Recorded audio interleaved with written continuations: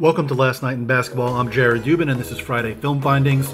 Today we're going through the Denver Nuggets' total team effort to slow down Steph and Curry. And you might say, look, didn't Steph have 23 points last night? Didn't he make 6 threes? Well, yes, he did, but take a look at what it took to get him there. Look at these shots. This is high degree of difficulty stuff.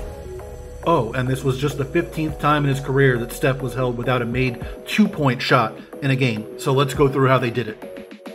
The big thing you'll notice is that the Nuggets were dedicated to showing Steph as many bodies as possible at all times. They were in what I like to call the anybody but Steph defense. They tried to keep Caldwell-Pope on him whenever they could, but in emergency situations, the closest man would either jump out or outright switch onto him. And whenever he even approached the paint, they made sure he saw as many nuggets between him and the rim as humanly possible.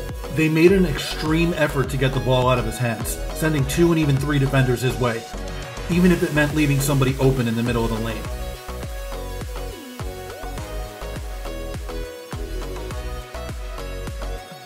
Off the ball, KCP was pretty much face guarding him, especially when he was anywhere near the 3-point line. They wanted the ball to go to literally anybody else as long as it didn't go to Steph.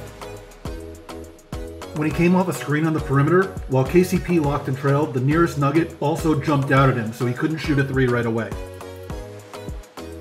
If you're thinking, that doesn't sound like fun for KCP at all, well, you are not alone. Boy, Caldwell-Pope is all over Steph Curry. It's not a fun task. When it came to pick and rolls, the #1 priority was preventing Steph from coming off the screen and pulling up, even if that meant letting Andrew Wiggins get a driving lane and fouled at the rim. Off ball, everyone's head was on a swivel. Watch Jokic right here. He points out Steph coming around as soon as Andrew Wiggins moves. What does KCP do? Blocks, trails, gets himself a steal, and turns it into a layup for Michael Porter going the other way. When it came to executing switches, whether it was on or off the ball, everybody on the floor was always on their game. Even if somebody lost track of Steph momentarily, they got right back to him to contest the shot. And again, every time he came off a pick near the 3-point line, it was just bodies, bodies, bodies everywhere. 2, 3, as many as they could put between Steph and getting off a shot, no matter what. A lot of times, as crazy as it sounds, Steph is at his most dangerous after a missed shot. But the Nuggets were prepared for that too. Watch Aaron Gordon here. He sees the shot go up, he immediately finds Steph and takes away that relocation 3 that he makes so often.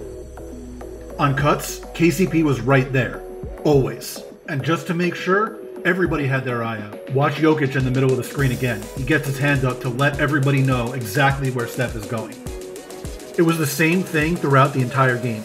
Watch what Jokic does here as soon as he spots the play for Steph on this sideline out of bounds. He knows what kind of coverage KCP has and knows that back door is going to be open. So Jokic himself cuts it off. You can even see how mad Steph gets about it. He thought he was going to be open on that play too, but instead he has to walk off dejectedly, and then CP3 misses the jumper from the post.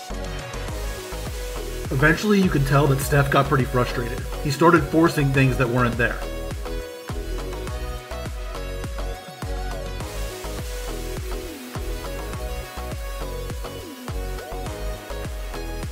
Really late in the first half, you could see how frustrated he got at not being able to shake free of all the bodies Denver was sending his way. Whether it was KCP, Jokic coming into his face, Michael Porter helping down from the top of the key, that resulted in his worst miss of the night. The second half was a lot more of the same. The Nuggets were mostly on point tracking Steph on and off the ball, but even when somebody did lose him, someone else was right there to get a good contest. In some cases, they were so concerned with not letting Steph get open from 3 that, they just ran dudes over. Even when the Warriors broke out their usual bag of tricks, like having Steph get a screen, set a screen, and then come off of a back screen to the top of the key, Denver was ready for it and didn't let him find a free opening. In transition, everybody had their head on a swivel looking for him. And when he cut to the rim, a whole lot of defenders chased him, even if that meant leaving Clay open. Again, on ball screens, they were determined to show Steph bodies and get the ball out of his hands. Sometimes that led to baskets. But it was worth it because the Nuggets knew that tracking Steph everywhere he went with as many guys as possible was the key to getting stops. The Nuggets continued this in the fourth quarter. Everywhere he went, KCP was there. And if he wasn't, it was Gordon, or Porter, or Jokic, or all of them. Even if that meant giving up a basket. They let Looney roll to the middle of the lane and gave up this kind of stuff to Jonathan Kuminga.